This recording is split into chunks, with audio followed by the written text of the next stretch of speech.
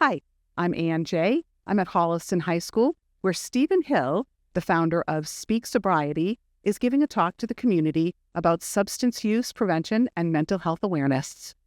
Once I became dependent on these types of substances, I could not see a life without it. My way of thinking was so wrong. These drugs turned me into someone I am not, made me do things that I wouldn't normally do. And I had to suffer the consequences because of it. Some of those consequences I still live with today. This morning I am going to share my story with you. You're going to hear about what I had to go through as an individual, more of what my family had to go through, and what some of my friends had to go through. I have some friends who have made it through with me. Some are still out there using, some misusing drugs and alcohol. I have some friends who are homeless. I have some friends who are currently in prison. Now the truth is, most of you will never get there. I hope that none of you ever do, but you're going to hear in my story how I was able to get there. I have heard some speakers before take a scared, straight, zero tolerance approach and say if you ever try anything, one of three things will definitely happen. You will die from an overdose, you will end up in prison, or you'll be homeless and addicted. And I know that you know it's not necessarily true. But at the end of the day, it has to be on you.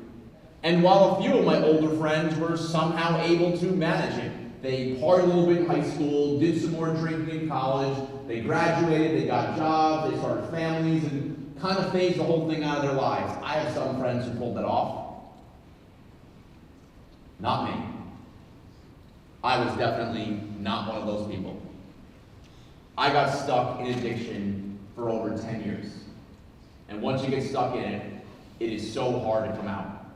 Stephen, I understand this is a very personal issue for you. Can you tell me a little bit about how this came about?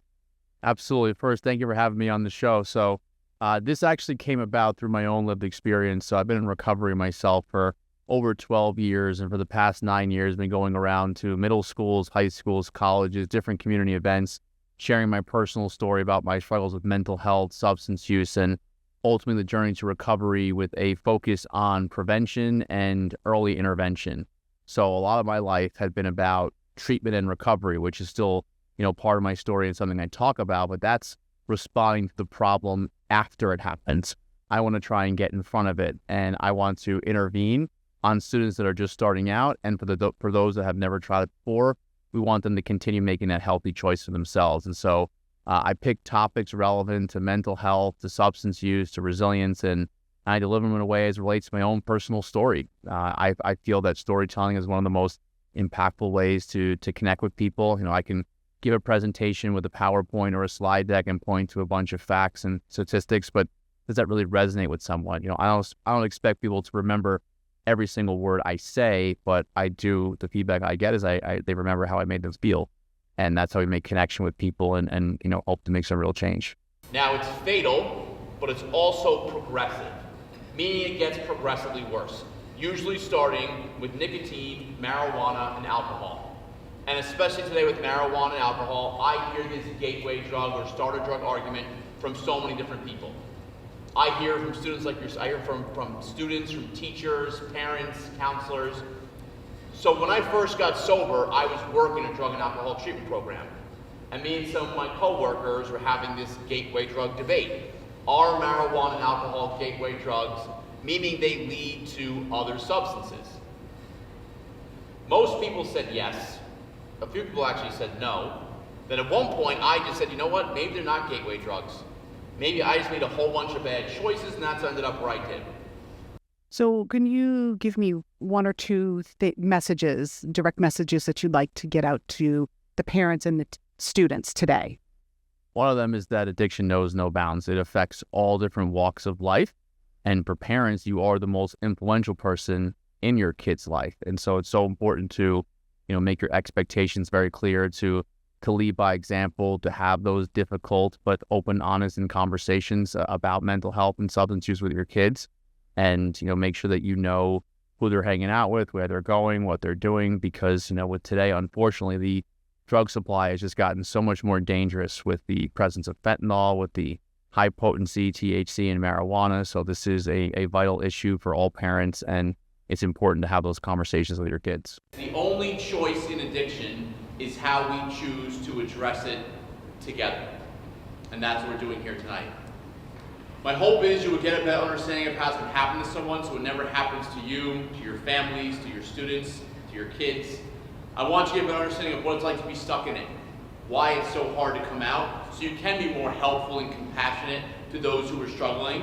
And I want to show that we can and do recover. But this talk has to be about more than just addiction, because you cannot become dependent on a substance you've never taken before. It simply cannot happen.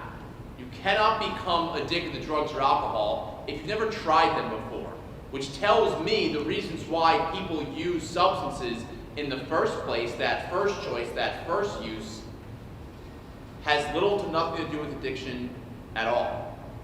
It is everything to do with your surroundings, mental health, self-confidence, self-esteem. And because of these negative stereotypes, nobody wants to believe it's going to happen to them or to their family.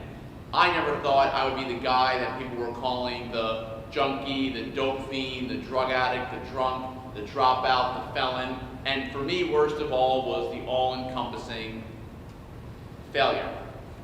Words used to describe me, hurtful words used to describe me and others like me that contributed to my downfall and my inability to recover. But how does a downfall to the darkness of addiction even start in the first place? Well, for me, so much of my life can be summed up into a first choice and a second chance. A choice I made my freshman year of high school to pick up that first drink, to pick up that first drug, which would change my life forever and lead me down that dark path of addiction, rather than the meaning of true pain and struggle. But that same struggle is maybe the man who I am today, finding a way out of that struggle. It's what gave me a real second chance at life. I found a way to take my mess and I turned it into a message. And this is the story of my journey to recovery. Do you have a message of hope for parents and students?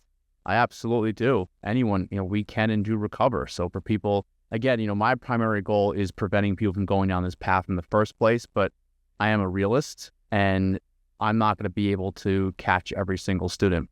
Some people will be ready for the appointment. Some people I spoke with the juniors and seniors today.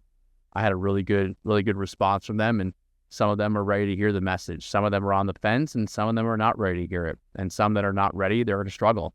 And I want to at least share some hope that people can change and we can and do recover. And that's why I share some not so proud moments, what I call a messy middle, so people can see how bad things actually got and why you would never want to be there in the first place. But at the same time, to show that people are resilient and you can make a change and live a meaningful and impactful life.